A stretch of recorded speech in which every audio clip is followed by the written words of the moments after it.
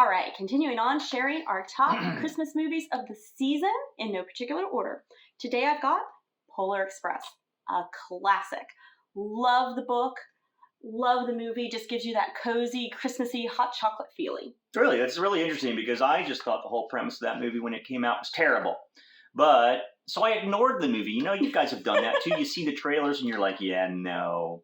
But, how are they going to turn a right. How are they going to do that? 20-page book into a whole long movie? She made me watch it a couple of years ago, and now it's a regular. I actually did enjoy the movie. I liked it a lot. It's a really good one, so we do watch it each year, and I happily watch it. Hell, last year we watched it twice. That's right, we do believe. So my choice is Miracle on 34th Street, which I know is kind of an odd choice for today's generations. It's very old school classic. The original one was done in the 1940s.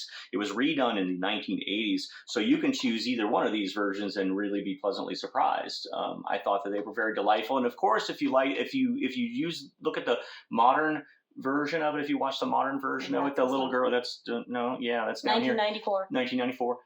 The little girl who on there is just so adorable that you will want to watch that movie again and again because she's getting me all choked up. How adorable it's she's awesome. Yeah. Yeah. All right. 2 more great Christmas movie choices.